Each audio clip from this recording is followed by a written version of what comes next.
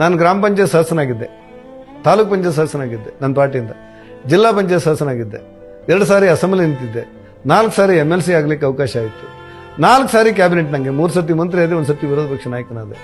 ಈಗ ನಾನು ಇನ್ನು 4.5 ವರ್ಷ ನನಗೆ MLC ಅವಧಿಗಳಿದೆ. ಯೋಗಾನು ಯೋಗ ಅಂತ ಹೇಳಿದ್ರೆ ಈ ಕರ್ನಾಟಕ ರಾಜ್ಯದಲ್ಲಿ ಲೋಕಲ್ ಬಾಡಿ ಚುನಾವಣೆಯಲ್ಲಿ 1 ರೂಪಾಯಿನೂ ಖರ್ಚು ಮಾಡದೆ 1 ರೂಪಾಯಿನೂ ಖರ್ಚು ಮಾಡಿ ಯಾರಿಗೂ ಕೊಡದೆ, 1 ರೂಪಾಯಿನ ಯಾರಿಗೂ ಕೊಡದೆ, ನಮ್ಮ ರಾಜ್ಯಾಧ್ಯಕ್ಷರು ಹೇಳ್ತಾ ಇದ್ರು ಚಾಕ್ಲೇಟು ಕೊಟ್ಟಿಲ್ಲ ನೀನು ಅಂತೇಳಿ, ಒಂದು ಚಾಕ್ಲೇಟು ಕೊಟ್ಟು ಗೆದ್ದವಾದಿದ್ದೆ ನಾನು. ಒಂದು MLA ನಿಂತು ಸೋತವ ಗೆದ್ದವ 40 ಕೋಟಿ ಖರ್ಚು ಮಾಡಿದ್ರೆ, ಸೋತವ 38 ಕೋಟಿ ಖರ್ಚು ಮಾಡಿರ್ತಾನೆ ಅಂತ ತಿಳ್ಕೊಂಡ್ರೆ ಅವ್ರು ಎಲ್ಲಿಂದ ತರುವುದು ಹಣವನ್ನು? ಹಾಗಾಗಿ ನನಗೆ ಒಂದ್ಸತಿ ನಾನು ಅವಿರೋಧವಾಗಿ ಆಯ್ಕೆ ಆದೆ, ನಿಮ್ಗೆ ಗೊತ್ತಿಲ್ಲ ಅಂತ ಹೇಳಿದೆ ಅಷ್ಟೇ, ಅವಿರೋಧವಾಗಿ ಆಯ್ಕೆ ಆದೆ. ಮಂಗಳೂರು ಜಿಲ್ಲಾಧಿಕಾರಿಗೆ 5,000 ರೂಪಾಯಿ ಡಿಪಾಸಿಟ್ ಕೊಟ್ಟಿದ್ದೆ. ಆ ಜಿಲ್ಲಾಧಿಕಾರಿ 5,000 ರೂಪಾಯಿ ಡಿಪಾಸಿಟ್ ನಂಗೆ ವಾಪಸ್ ಕೊಟ್ಟ. ಈ ಪೊನ್ನೂರಾಜ್ ಅಂತ ಒಬ್ಬ ಅಧಿಕಾರಿ ಇದ್ರಲ್ಲ, ಆಗ DC ಆಗಿದ್ರು, ವಾಪಸ್ ಕೊಟ್ಟ.